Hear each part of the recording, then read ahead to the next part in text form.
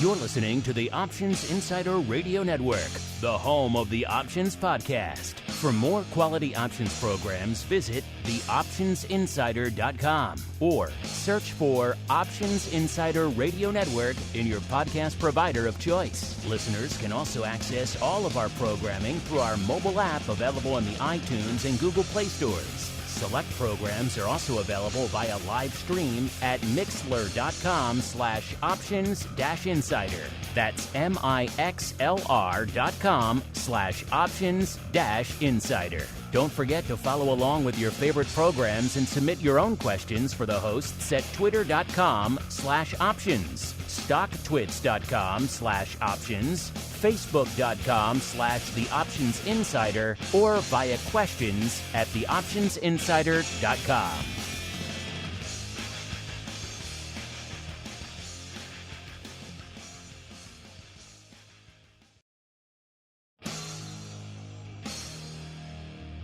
And now, it's time for the show that breaks down the options market from unusual activity alerts to market analysis, strategy overviews, listener questions, and much more. If it involves puts and calls, then our all-star panel will break it down.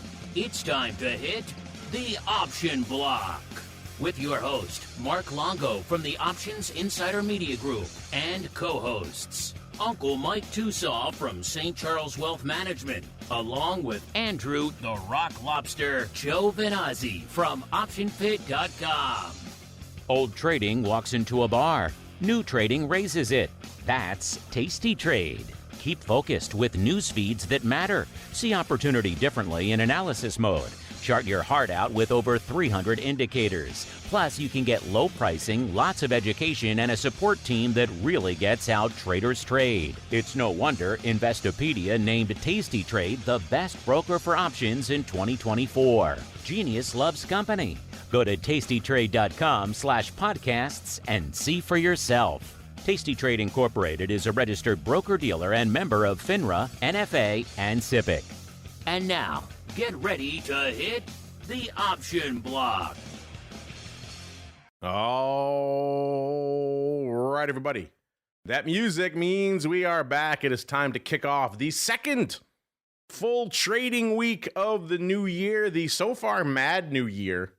That is 2026. I said it. I said these years kick off kind of crazy, and so far this year is delivering.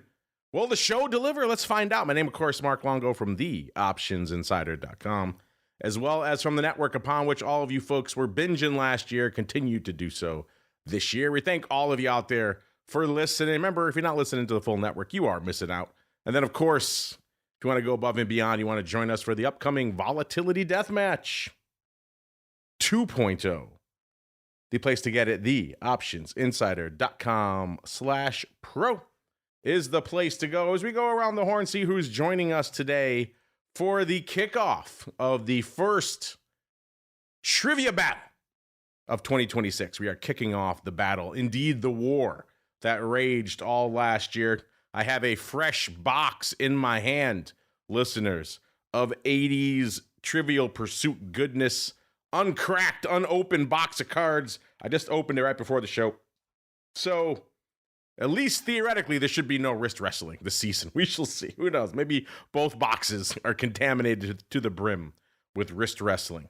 We will not have a Rock Lobster battling today. He has ceded the first tourney to Uncle Mike. Of course, who will be battling for the prize today? None other than Uncle Mike Tosaw from St. Charles Wealth Management. Uncle Mike, a wild weekend in Chi-Town, sir. It was in many ways, a Super Bowl weekend. If you know anything about the Bears, you know they have struggled against the Packers for pretty much since Pearl Harbor. That's the last time they beat the Packers in the playoffs, 1 week after Pearl Harbor. That's how long this drought goes. And so to see the city just festooned in Bears colors, everyone you saw tripping head to toe in Bears paraphernalia, and quite the roar went up when the Bears won. Uncle Mike, I know you were busy out in the hinterlands watching your beloved Bills, who also got the job done. So who knows, Mr. Uncle Mike? Maybe we are heading towards a climactic showdown between the Bills and the Bears, a little B&B action. Mr. Uncle Mike, what do you think? And then if they throw the ball, they can call it an Airbnb. action. Yes, that is exactly what they will call it. All right. And that's why our podcast is ranked so high within the comedy sector. Huge in the comedy section, listeners. Let's see if we can get some comedy out of some 80s trivia. Here we go.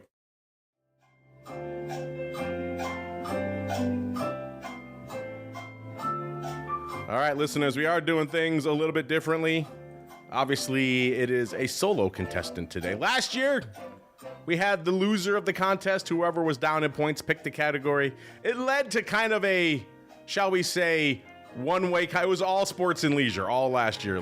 So if you weren't down for that category, there wasn't much for you last year. So we're mixing it up this year, mixing it up for the participants and mixing it up, importantly, for you, the listeners. Well, we're letting you folks, the listener, pick the category. So yet another reason why you should be following us at Options on the old Twitter. Because if you did, you could choose. We asked you right before the show, listeners, which category should Uncle Mike and Mr. Rock Lobster battle to the death in today to kick off the 2026 80s Trivia Challenge.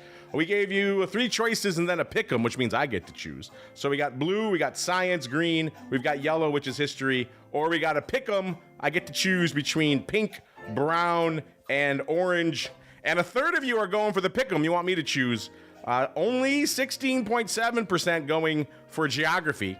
Nobody choosing science. Nobody wants a science showdown. That means the winner, with exactly 50% of the vote pre-show, Uncle Mike, is yellow. We're going for history.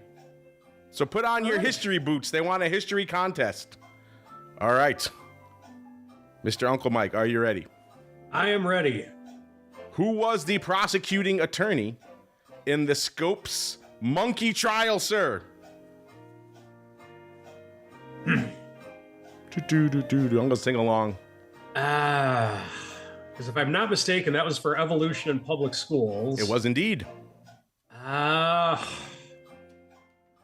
don't know. I'm just gonna say Scopes.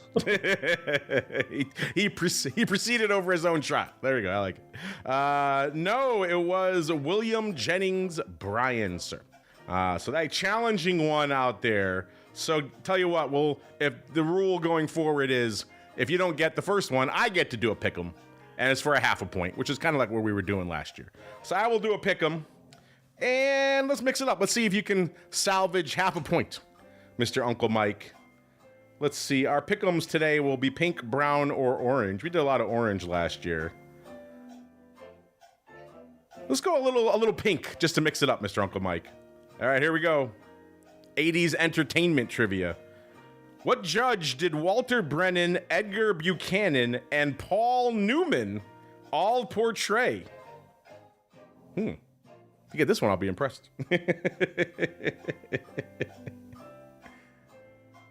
Just name a famous judge, I guess. Don't, except for Wapner. They did not, I will tell you it's not Wapner. Hamilton Berger. Oh, interesting guess. Roy Bean was the answer. So, okay. The Rock Lobster, he played fast and loose. No points for anyone on today's show. So we kick off the show, the season really, with a big nothing burger, which as I recall is what we did last year too. So off to a slow start. We'll see if the contestants can heat it up next week as we heat things up with a little bit of the old trading block.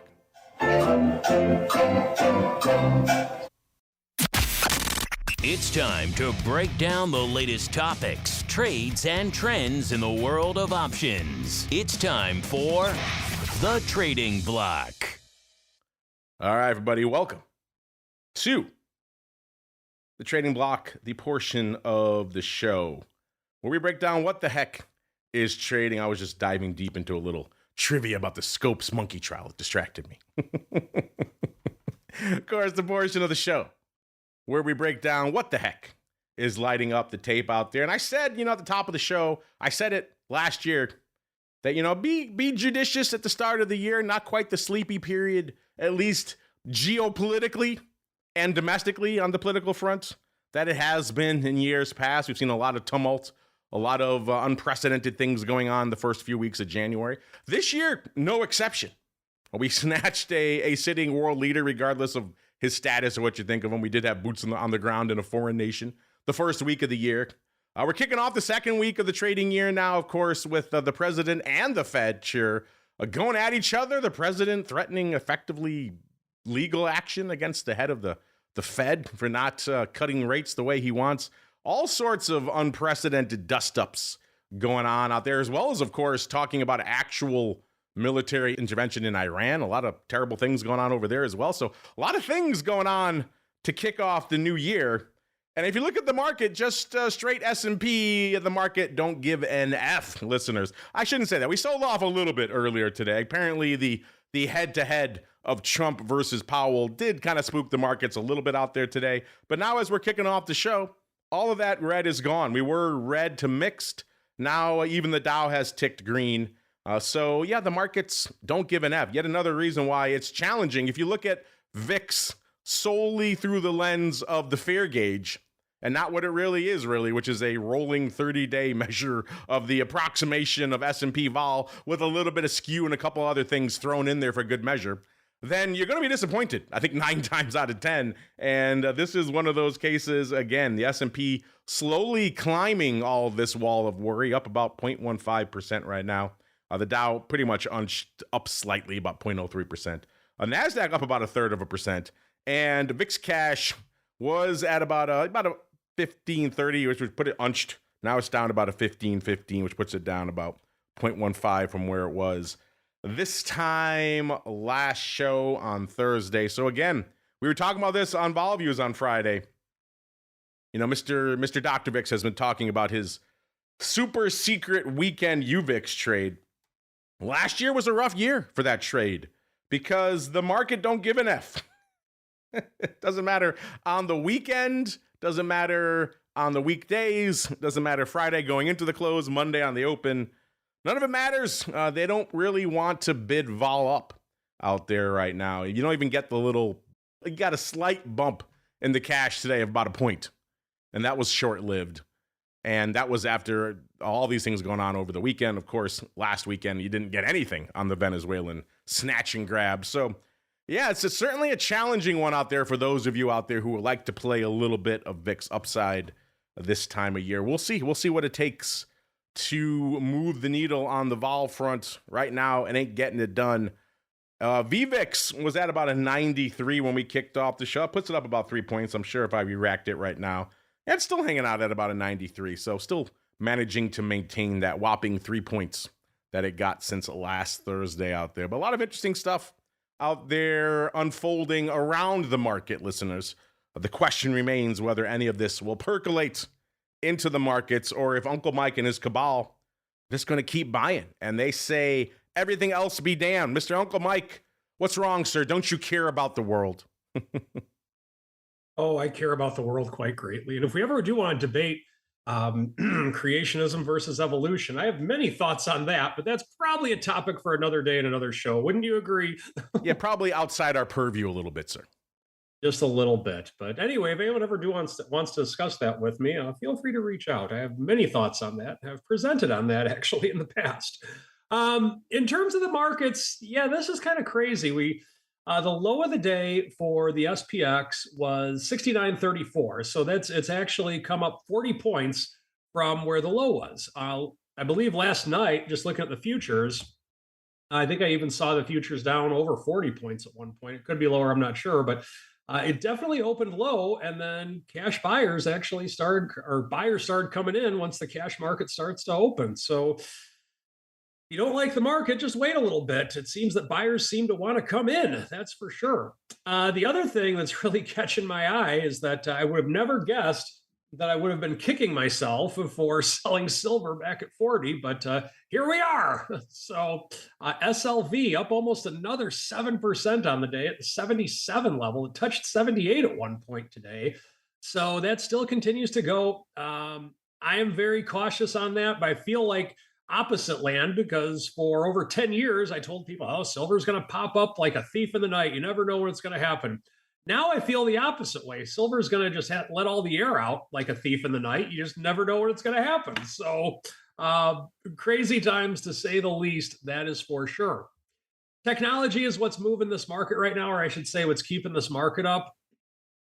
We do have some movement in the consumer staples as well, but in looking at this, financials, XLF, the ETF that tracks financial stocks is down 1% on the day. XLK, the technology sector, which has pretty much moved this whole market for the last few years, it seems, it's up 0.6% on the day. So this is definitely more of a sector-driven market today. We have energy down. We have financials down, as I said. We have healthcare down on the day. So some things are up, some things are down. It's just kind of one of those days, if you will. We do have some news, or I should not news, but we do have some movement in the bond world, and by movement meaning none. IEF, the government treasury ETF that tracks 7 to 10 year treasuries, is literally down 2 pennies on the day. So any of the news of a new Fed chair, of our president suing the old Fed chair or whatever, interest rate markets don't seem to give a crap for whatever reason. So we have that happening right now. VIX is up a little bit right now, but with the weekend effect, as Andrew and Mark like to talk about a lot, that could have a lot to do with what's happening today in the VIX land. And then a couple that I've been watching lately that I think needs to be watched just because of our new presence in Venezuela, natural gas and oil. So natural gas, that is up fairly significantly on the day, not significantly for natural gas. Just looking at UNG, it's up 7% on the day. And then oil is up 0.7% on the day. So we're getting some movement in some areas, but we don't have a broad-based rally or a broad-based non-rally, I should say, because the markets are kind of right where they started, so to speak, right now, just a little above flat. So even though nothing appears to be happening, a lot of things actually are happening. And that's what I'm seeing today. We'll see if all of those various things are amounting to a hill of beans out there in the options market yard. Chat talking about how it is such a wild start to the year, and the wildest thing of all is now the Bears have 2 home games in the playoffs. That is pretty wild as well. So add that into the heady stew of things that the quote-unquote fair gauge continues to ignore. Speaking of the fair gauge, is it a hot day on the VIX options front? The answer is, yeah, it's decently active. The number one trade in VIX land right now may or may not surprise you. It's kind of a bit of a return of an old friend, just in a new expiration cycle. But before we get there, nearly 400,000 contracts on the tape already in VIX options land. 383,000 to be precise. That's against an ADV of 719, so we'll see. We'll see. I'm just going to put this out there for a flash poll for our listeners. See if you're down for a little bit of this action.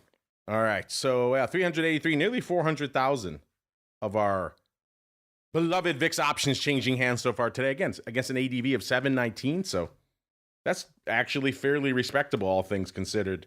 What is the hot option out there in VIX land today? Yeah, it's the return of an old friend. How much money did the market collectively throw away on 15 puts last year in every month? April, May, June, July, August, all the way through to December. Just people tilting at that windmill again and again, repeatedly. We mocked it throughout the year on vol views. Well, they're back with a vengeance today, listeners, this time in February. The big dog in VIX land today, 26, almost 27,000 of the February 15 puts. Average price for these, listeners, 26 cents. So that raises the question, do you want to buy these? Do you want to buy them 26 cents? Yay or nay? Or are you like, you know what, burned once, twice, or a dozen times last year? That's too much for me. Or are you like, you know what? Look at you were talking about at the start of the show. Vol don't give an F. Time to get short some downside, and I like those 15 puts. Which way are you going today? Listen, number 2, 26,000 of the March 22 puts. Those are a wee bit beefier. Now, those are going up, if you're wondering, by the way, listeners, $4.81. There you go. You down for a little bit of those Feb 15 puts? We'll find out in a few minutes. Out to SPY. Is SPY a hot bastion of action out there in the options markets today? The answer, yeah, it's looking pretty respectable out in SPY land as well. 5.25 million contracts already, listeners. That's against an ADV of just 9 million. So we're already well past halfway to that. If you're wondering what's the hot option in SPY land right now, 464,000. Of the 695s, you know they're expiring today because that's all people want to trade in SPY. And SPY hanging out right around 695 right now. 695.12 to be precise as we ran this. So there you go. Those are going up for 33 cents. Would you be a buyer of those? A little bit of a roll in the old bones action. At the money calls and SPY. Seems like a good do right now. We'll see if they're looking good at the end of the day. The S also saying, don't forget about me. The S putting up 2.5 million contracts out there right now. The ADV 4.1. So again, well over halfway to their ADV out there in the SPX. The hot option in the SPX right now, almost 100,000 of these 69.75 calls. Average price for these so far today, about $3.10. The S hanging out in the cash, 69.77 right now. So these look okay right now. We'll see if we can continue this a little bit of upside or if this just the little bit of a worm churning, and then Uncle Mike and his cabal, their arms will get tired from clicking that buy button, and then we'll drop right back down, or will we just continue? We'll close the day up 1%, and these calls all look like gold mines. We shall see, listeners. Out to small caps, IWM. Is it a spicy day in small caps? Well, the answer is yes. Underlying percentage move-wise, not the craziest day we've seen in small caps by a long shot. It's only about 0.25% to the upside, but nonetheless, putting up some numbers today, 882,000 contracts on the tape right now. That is also north of halfway to its ADV, which is right around 1.5 million right now. And lest us be accused of favoritism, let's also check the hot option in IWM right now is 91,000 of the 260s. Average price for these 51 cents, and the IWM hanging out almost 261 right now. So these are looking pretty good, dare I say it right now as well. I'm guessing you can't probably get them for 51 cents anymore, but if you can, probably a good little do. We'll see if they can continue that throughout the rest of the show. And rounding us out on the index front, it's the Qs. Are the Qs looking spicy today? The answer is yes. 3 million contracts exactly on the tape.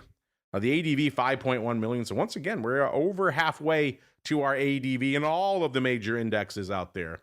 The question is, can we keep it up in the second half of the session? We've seen a lot of days where this time of the show on the option block, things are looking pretty robust. And then all of a sudden we get to the hot options report at the end of the day, which again, another reason why you should be listening to the full network, listeners. And things kind of sputter out, whimper out, and we end up getting somewhere not even close to the ADV. So we'll see if the second half of the session can have some legs. Right now, the hot option in the Qs, 267,000. Of these 627 calls, the Qs hanging out a little bit north of 628 right now. The average price, though, 627, 77 cents. So again, not looking terrible on those as well. What about the single name equity options? Are those looking terrible today? The answer is no. They're within spitting distance of respectability today. Not quite there yet. Cost you exactly 300,000 contracts to break into the top 10 right now. We know our threshold for respectability, usually around 350. So again, not quite there on the show today, listeners, but it's also not 250 either, or the dreaded 185 like we see, in the dog days of summer or sometimes in late December. Number 10 gets us to Oracle, 205, pretty much exactly, up $6.40, about 3.25%. Again, good for 300,000 contracts. A hot day for Oracle. Looks like a new price target out at Jefferies is driving it up. We also got everyone's favorite short seller, Michael Burry. Looks like he's picking up some puts on Oracle at the same time. So headlines giveth and headlines taketh away. Either way, Oracle popping today, putting up 300,000 contracts on the tape. Number 9, we're going out to the Tiger King, a.k.a. Tiger, putting up 308,000 contracts. Yes, it's our old pal Up FinTech Holdings Limited. Have you been slinging a little bit of the old Tiger King? Maybe it's Tiger Beat, if your preference. Either way, 10.25. Folks are definitely liking it today, up 51 cents or 5.3%. What's going on in the Tiger King? Is it just more buyers than sellers? I don't see the headlines out here, but again, it is one of those wild days out here, and this is kind of a wild name out there. Singaporean fintech name, listeners, if you're not familiar. Number 9, putting up 308,000 contracts on the old Tiger Beat for the Tiger King. Number 8, not quite as fun of a name, AMD. AMDA doesn't just roll off the tongue as well. 315,000 contracts for good old AMD. Right around 209 right now, up about 5 3/4 or nearly 3%, 2.8%. So again, it's just this market don't care about any of this stuff because folks are buying chips, and for AMD, that's all you care about. Number 8, 315 on the tape for good old AMD. Number 7, speaking of folks buying chips, Intel, they've been on quite the run of late. Can they continue it today? They're putting up some numbers right now. 319,000 contracts on the tape, but they are not sharing in the AMD enthusiasm. They're off about $1, trading 44.5 right now, or 2.3%. They still are on a quite the wild ride this game. They were $20 a few months ago when they went down hat in hand to DC. And now here they are, 44, almost $45. So it's been quite the run, even if they are selling off a little bit today. Number 7, Intel. Number 6, Uncle Mike's favorite name. Who will we pit them against this year in a battle to the death for Uncle Mike's entertainment? I don't know. It's Palantir. Number 6, 178.80 on the tape today for Palantir, up about $1.30 or 0.75%. They've already done a decent amount of living, 182.5 to the upside, 176 1/3 to the downside. So a little over 6-point range on the day already for Palantir. So they're putting up some numbers on the intraday range, also putting up 346,000 contracts for the number 6 spot. Number 5, it's the Amazonians, trading a little bit shy of 248 right now, up about 61 cents. So actually kind of a mild day for Amazon after having a nice run for the last week or so. Number 5, the Amazonians, 381 on the tape. Number 4, out to Baba we go. Man, Baba looking hot. 166.55 for good old Baba. Up about 15, almost $16, or about 10.5%. So a nice pop for them. More buyers than sellers. A little bit of AI adoption and regulatory shifts also helping them apparently out there today. Or again, just more buyers than sellers. Either way, it's popping hard. I guess Uncle Mike's cabal liking some Apple. Do they like Nvidia and Tesla, and in what order? Let's find out, listeners. Number 2, it's Nvidia. So guess what's number 1, listeners? Number 2, actually, I take it back. We haven't gotten there yet. Number 3, I got ahead of myself. Number 3 is the fruit company. 260.85 or so, up about $1.50 today, or about 0.5% out there. This name's been kind of struggling this year. I mean, it's actually been kind of an interesting year for Apple. They're still off a little over 4%, or about 11 1/3 handles, even with today's pop, which again is surprising a lot of people because Apple is a name that was kind of reliable last year. Even when the market was selling off, Apple would still often close up. So took a lot to turn it to the red, and apparently this year maybe some folks are rotating out. Either way, number 3, the fruit company, 610 on the tape. And then we get to the top 2. Number 2, listeners, it's Nvidia, 186 1/3, up $1.50 today, putting up 1.06 million contracts. More buyers than sellers, kid. And then the top spot, back to the 4.5 level, is our old pal Tesla. Man, this name has been on quite the roller coaster. Just over the last few weeks, we saw people just rolling the bones on par calls, the 500 calls, and the 420, 430 puts, all within a few sessions of each other. That's how much this name has just been whipsawing all over the place.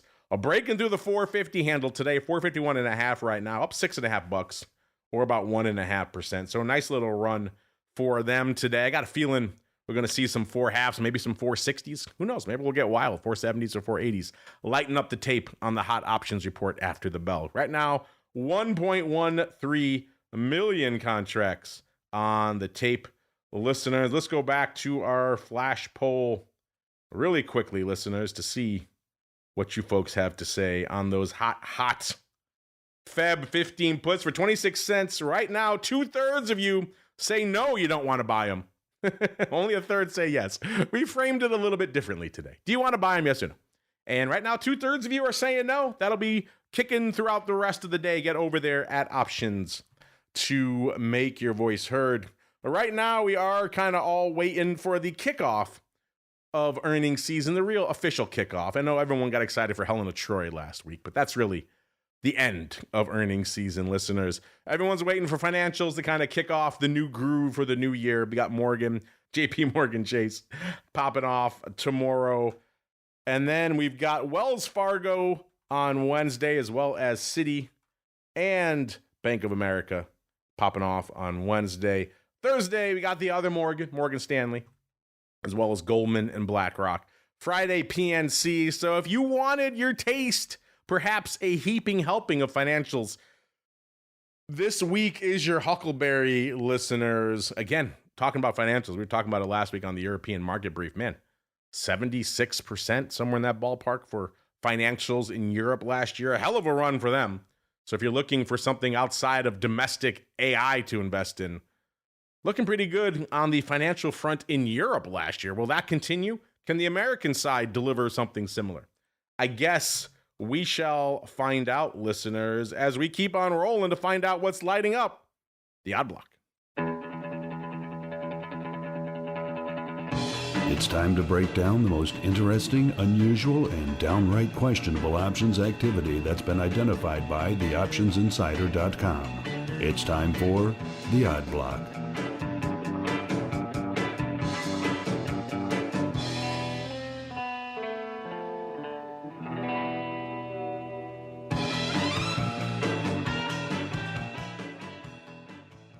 All right, everybody, let's get weird. Let's get wild. Let's get, perhaps, dare I say it, whimsical. And what's weirder or wilder than the wild lithium markets, Liz? That's where we're kicking things off on the old odd block today. Going out to Standard Lithium Limited. Ticker symbol SLI. Trading 5 1/4, up a quarter today, or nearly 5%. So a good day for them. This is a newcomer to the old odd block. We've talked about some other lithium names in the past out there, but never Standard Lithium. It's always fun to get a new name for the folks to potentially sink their teeth into. Again, lithium's been kind of wild of late. The two EMs had wild years last year, looking pretty good. Good start to the year for them as well, up nearly 14%. Now, this one also, if you go back a calendar year, Standard Lithium actually had a pretty decent year. They're up 368 or 240%. A year ago, you could have bought the Forever Call, aka the stock, for around $1.50. So trading 520 right now, not a bad do, as the kids say. They hit this level pretty much exactly 521 back in October of last year, October 14th, 15th. And then they gave it up. They got down to 3 1/3 back on November 7th before rallying again. So they've had a head fake to this level in the recent past. Will they keep it up this time? Or is this just another head fake out here? Let's find out, listeners, what our Eye of Sauron spotted out here, shall we? We had somebody coming in this morning and saying, those SLI July 10s, how are they? They got 40 cents at 65 cents. They said, you know what, good sir or madam, I shall lift your offer for 65 cents 5,000 times. The stock at the time was 504, so they've had a nice little 20 cent or so pop out here in the stock. Not a bad little do. But that was not all today, listeners. That was kind of just the beginning. In fact, so far today, it's been just quite the call palooza out here in SLI. So some folks appear to really be feeling their oats out here. So far, that was 5,000 lot. We had a total now of about 10,000 of these July 10 calls had traded, at least heading into the show. Maybe more have traded since we started talking. About 8,000 of the April 7/2s have also traded. Average price for those around 50 cents. So interesting, similar price levels. And then if that's not enough, we also had about 1,500 of the July 7/2s going up for 92 cents. So apparently all is right in the world of lithium, and folks want some calls. Uncle Mike, what are your thoughts on this hot market that I know you follow diligently when you're not talking silver? You're all in on lithium. And the fact that apparently a lot of folks are following your lead and diving into the upside in SLI today, sir.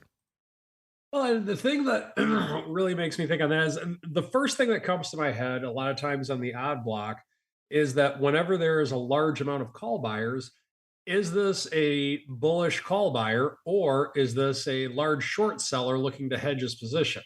And the fact that this stock is priced so low, I don't even know if brokers will allow you to do short stocks on stocks below $5. So that makes me think that this one's just kind of a no-brainer. This is just people wanting to take a shot with this. And if you believe that it's going to be more than double to hit that 10 level, I mean, not more than double, but to more than double to hit the 10 level plus the premium at the 10 level, then God bless you, take a shot. Typically not an area with which I play, but this is something to where if you have a small amount of money, you like to take shots on things.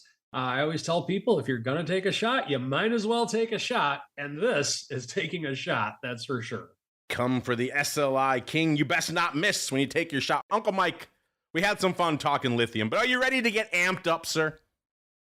When am I ever not amped up? you're just the spirit of energy on the show all times. We're getting amped, listeners. This is another newcomer joining us on the old Odd Block today. It's just a palooza and embarrassment of newcomers on the network these days. Yeah, we're going out to Amprius Technologies Inc. Yup, we're all getting amped. Ticker symbol AMPX. Listeners, trading $10.14, up 66 cents or nearly 7%. So a good little day for AMPX. They're clearly getting amped. They had a $100 million offering of some shares out here. So apparently folks like that, looks like they had, they got some love at CES as well. So all that combining for, looks like a good beginning of the year. They're up 18% just this year, $1.50. So a good start to the year. Has been a good year overall. Yeah, it is. A year ago, you could have bought the Forever Call for $3.25. So they're up 212%, nearly $7 on the year. So a good run. Now, before you run out and say, I got to buy this thing, this stock did get higher last year. Again, that October 15th timeframe was kind of a head fake for a lot of these names, including, looks like good old AmpX, because they got up to, looks like around about exactly $16, 16.03 on October 15th. So then they came for it. They ended the year at $7.83. So if you bought it on that last head fake, you got pretty much exactly cut in half. You went from $16 to about $8. So that's kind of rough. So this little bit of a clawback you're getting this year is making you feel a little better. But if you just came in towards the tail end of last year, it's been kind of a rough run here in good old AMPX. Let's see. Are people getting hyped up? Are they getting amped up again in AMPX today? You know the answer is yes. What did they come in for today? They came in for the Feb 12s, listeners. They came in, they said, with the stock exactly $10. They said, Feb 12s, how are they? What market would you make, listeners, on the Feb 12s if the stock was exactly $10 in AMPX? I'm just curious. Play the little home market maker game, shall we? This case, they got 50 cents at 60, which seems wildly tight for these. Makes me wonder if they were doing some more. In fact, I think they probably were. Probably had a bid sitting in there. Either way, 50 cents at 60. Again, a tight market. This isn't Apple. This isn't the Qs. A dime wide is not bad. They said, you know what, good sir? I will trade 3,000 for 57.3 cents. Obviously, they did some splits. Then they came back a few minutes later with a stock at 10.01. They said, how are they now? They're 55 at 60, so still at 60, which is interesting. They said, I'll trade 2,500 more for 60 cents. A total of 14,000 had traded on the day of folks really getting amped. Let's go out here really quickly and see. First off, yeah, still about 14,000 of these have traded on the day. Let's go look and see if we can find the first print. Well, the first big print really was that 3,000 lot. I don't see much, 200 traded earlier. There was still 55 cents at 60. So then with the stock a little bit later, 10.19, there were 65 at 70, trading 70 cents. So it does seem like they were probably definitely buying these. They hadn't parked, let's say, a 60-cent offer and were getting filled or anything like that. So kind of interesting. It seems like Mr. Uncle Mike, this name is getting amped up. And it sounds like some options traders are getting amped up, which raises the question, are you, Uncle Mike, are you all amped up for AmpX? Can't say that I am. But what is amping me up about this is the fact that this person who bought those 12 calls, if they did it today, like you said, they bought them at 60 cents, currently trading at 70 by 75 cents. So if you get filled at the midpoint, then you have a 20% return on your investment in one day. So that's one way with which to look at it. I'm guessing they're probably going to hold it for longer than that, which if I were buying these calls, I would too. But so far, so good. And one thing about buying out of the money options, if the stock goes your way, a bad run can become a really good run in a hurry. So this person is obviously, or I think this person is really doing some speculative call buying, taking a shot, and seeing if this thing can move back up over the course of the next 5.5 weeks. All right. They announced some strategic partnerships on the Korean battery side, it sounds like, as well. So it's been all kinds of good news for Amprius out here of late. Are you amped up, listeners? Hit us up. Let us know as we get out of here with not a newcomer, but actually a name we first talked about. Oh, Nichols, he's amped up for AMPX. There we go. You're feeling all amped up for AMPX. I'm glad to hear it out there. Let's go out of here on a name. I recall this one. This one's hard to forget because it's another one of those fun tickers. Yeah, it's our old pal Smurfette. Ticker symbol SW, which stands for Smurfit, SMURFIT, Smurfit WestRock PLC. Obviously a British name. They're actually based out of Dublin, and they make corrugated paper packaging. So that is not exciting at all. But the name Smurfette sure as heck is, and it's stuck. Definitely stuck in my brain since the last time we talked about it. Over the past year, by the way, trading 42.81 right now, off about 16 cents. On the year, it's been a bit of a dumpster fire. They're off 9 1/3 or nearly 18%. And the last time we talked about it here on the show, listeners, was back on the September 25th show. We actually first highlighted it about a month earlier on the August 28th show. We profiled somebody coming in and saying, SEP 50s, how are they? When the stock was $45.67. They ended up paying through the offer. They were 15 to 35. They paid 36 cents for 3,000 of these SEP 50s. We came back on September 25th to pay these off. And spoiler alert, the stock was $43.82. These calls were still open, so not exactly a great trade. They were out a little over 100 grand, about 110 grand on those bad boys. Well, fast forward to today. What's going on in Smurfette? Looks like we got some oddly similar flow, listeners. Stock was at about 42 exactly when they traded these, 41.99 to be precise. Somebody came in and said, Feb 50s, how are they? So once again, we're going back to the 50 strike. Sounds eerily familiar. This time, though, they got a market of 20 cents at 60. They said, I will trade 2,380, good sir, for 42 cents. So weirdly enough, kind of split in the uprights exactly out there. Vol is about a 45, and there are earnings on February 11th. So whichever way you did this, buy them or sold to you, you're going to have to run through some earnings on February 11th. So Mr. Uncle Mike, I guess the first question is, which way do you prefer these? Would you be overwriting these bad boys for 42 cents or swinging for the upside for 42 cents? And then B, which way do you think our audience is going? Or I should say our client here, our victim is going. Well, I think that if I were to do it personally, I actually would like this as a 50 covered call, meaning I would just buy the stock and sell the covered call.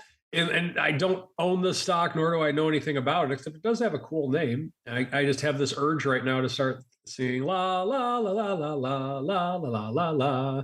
But it looks like Gargamel got to the stock a few months ago, from what it looks like. Yeah, Gargamel and Azrael taking it out at the knees, sir. Oh yeah, Azrael. Oh, I hated Azrael.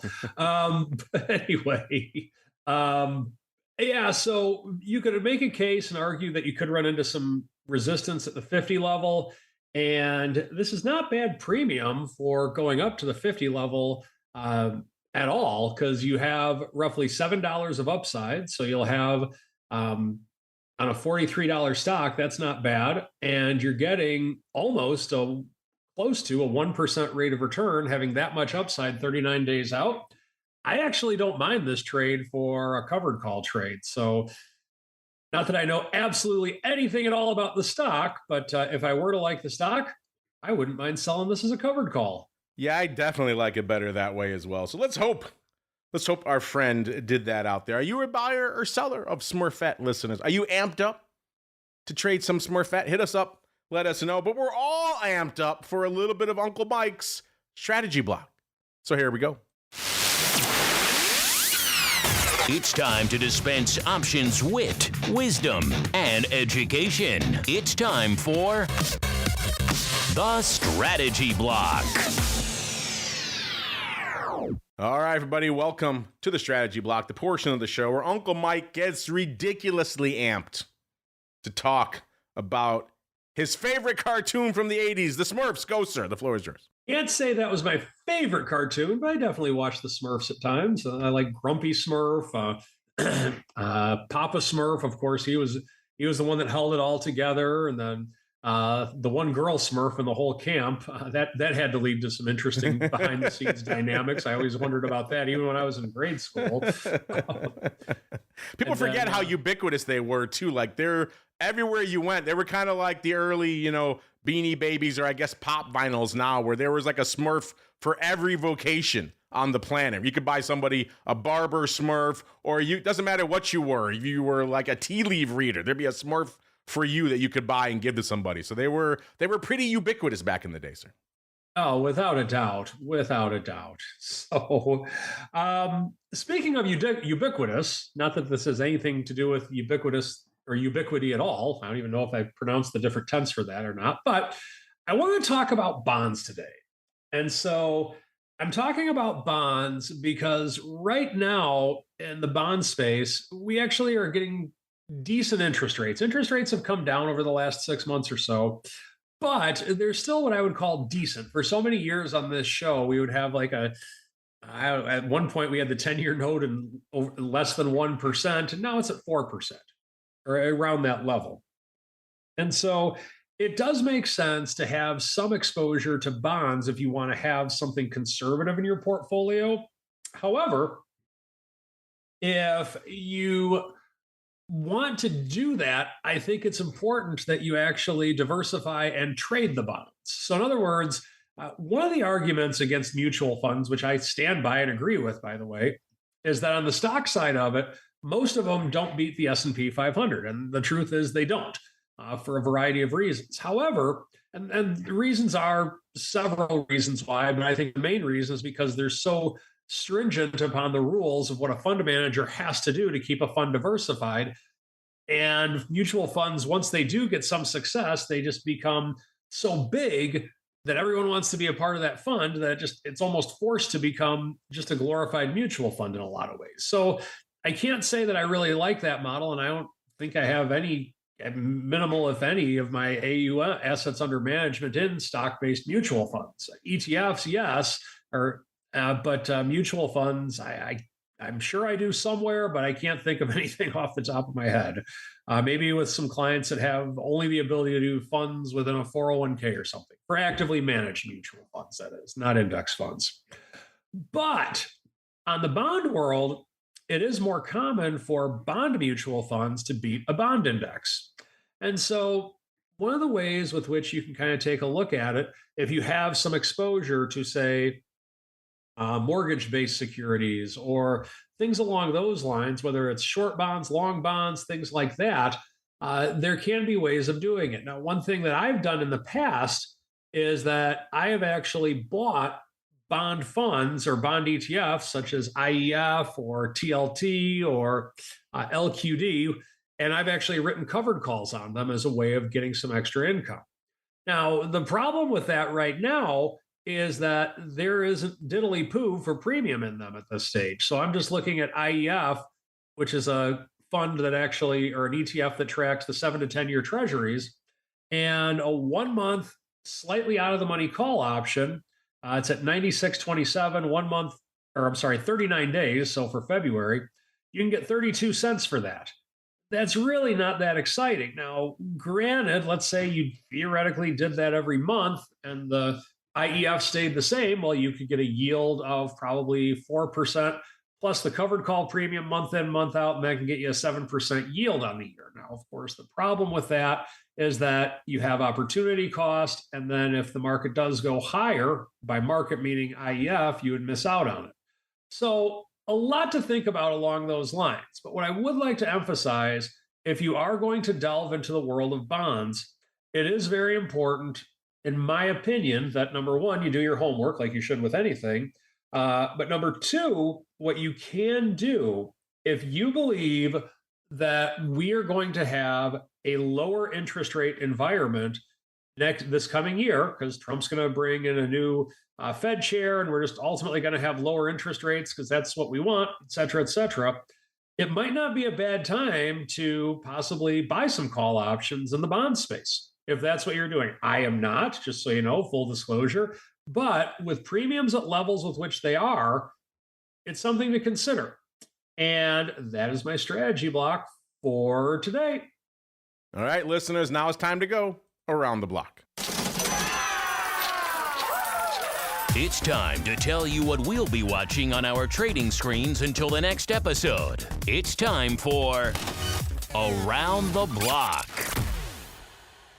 All right, welcome to Around the Block, the portion of the show where we do just that. We tell you what we're keeping an eye on for the rest of this week. As we're coming into the end of the show here, we're seeing the S&P up 0.15%, Dow up 0.04%, NASDAQ up about 0.4%, and VIX cash hanging out at about a 15.10. So up a little bit more in the major indices and down a little bit more in VIX cash, which seems to be the trend for the second half of the session. By the way, our chat reminded me about the snorks. You remember those, listeners? There was a underwater ripoff of the Smurfs called the Snorks. Exact same thing, just they were all underwater. So there you go, listeners. Yes, the 80s trivia goodness that comes from our chat. Speaking of our chat and making your voice heard, listeners, make your voice heard right now. Our official VIX end of year contest is live. We actually had 4 winners last year, 2 on the network, 2 from you out there in the listening audience out there. On the network, it's our good buddy Dan the Man Gramza and Mr. Rich Excel, Mr. Stay Vigilant, both of whom ironically were on the network last week. How wild is that? Both of them taking home the coveted Crystal Ball Hall of Fame entry for 2025 for getting VIX within a tenth of a point to close the year. We went out of 1495 listeners in VIX cash, and both of them were in a tenth of a point of that. So I tip my cap to them, as well as to the 2 listeners. You folks are getting a free year of the Pro. That's pretty freaking cool. $600 for you folks out there, worth of goodness. So look forward to seeing you here in the chat, and of course playing along in our Pro Q&As and playing along on our upcoming Vol Deathmatch. And speaking of upcoming things, Mr. Uncle Mike, sir, what are you keeping an eye on for the rest of the week? Well, I'm going to watch to see if the markets can continue to do what they're doing, because as of 3 minutes ago, never before in the history of the entire stock market has there ever been a better time to sell than today. Yes, we hit new all-time highs, so it's exciting, wanting to see if that can continue. Continuing to watch the metals and seeing if the thief in the night to make it down does show up, and seeing if technology can continue the run with which it's had. All right, and that music means that is going to do it for us on the first OB of the second trading week of the new year. Hope, again, your new year is off to a good start. A lot of wild stuff going on out there. If you're hanging out in the markets, though, things are mostly business as usual. Uncle Mike and his cabal are buying, and Vol is getting taken to the woodshed. Will that persist? Maybe let us know in your crystal ball for the end of the year, listeners. You, too, can win fabulous prizes. And Uncle Mike, if folks want to check out what you got cooking, where should they go? What should they do? A couple places. Visit my YouTube channel. Just type in St. Charles Wealth Management on YouTube. I'm going to be continuing to put out more content there. And if you'd like to have a conversation with me, go to stcharleswealth.com. Book an appointment with me. Always happy to talk with any of our listeners if you're looking for a financial advisor. There you go. And while you're checking things out online, make sure you check out our friends over there at Tasty Trade, tastytrade.com/podcast, the place to go to kick the tires and light the fires. In fact, it's a good time to check out all of the sponsors who helped bring you all this content last year in 2025. It's a good time to reach out and say, hey, thanks for supporting the network. Try out what they got for you. Kick the tires and light the fires. It's a virtuous circle at the end of the day. That helps keep more content coming on your plate pretty much every day. 3 or more shows coming at you a day here on the network. So it's a wild beast. Again, next year will be 20 years we've been doing this, which is absolutely wild Speaking of wild, we'll be back here in a little bit to talk all things crypto on the Crypto Rundown. Is it a wild start to the week for crypto? We'll find out. Then we're back at the end of the day to wrap up. Well, it's looking like a pretty active day so far with all things Thor, aka the Hot Options Report. Then we're back again with our usual array of content till we're back on Thursday, Flowmaster in hand, another episode of the Option Block. Stay safe out there, everybody. Old trading walks into a bar. New trading raises it. That's Tasty Trade. Keep focused with news feeds that matter. See opportunity differently in analysis mode. Chart your heart out with over 300 indicators. Plus, you can get low pricing, lots of education, and a support team that really gets how traders trade. It's no wonder Investopedia named Tasty Trade the best broker for options in 2024. Genius loves company. Go to tastytrade.com/podcasts and see for yourself. Tasty Trade Incorporated is a registered broker-dealer and member of FINRA, NFA, and SIPC. You're listening to the Options Insider Radio Network, the home of the Options Podcast. For more quality options programs, visit theoptionsinsider.com or search for Options Insider Radio Network in your podcast provider of choice. Listeners can also access all of our programming through our mobile app available in the iTunes and Google Play stores. Select programs are also available via live stream at mixlr.com/options-insider. That's mixlr.com/options-insider. Don't forget to follow along with your favorite programs and submit your own questions for the hosts at twitter.com/options, stocktwits.com/options, facebook.com/theoptionsinsider, or via questions@theoptionsinsider.com.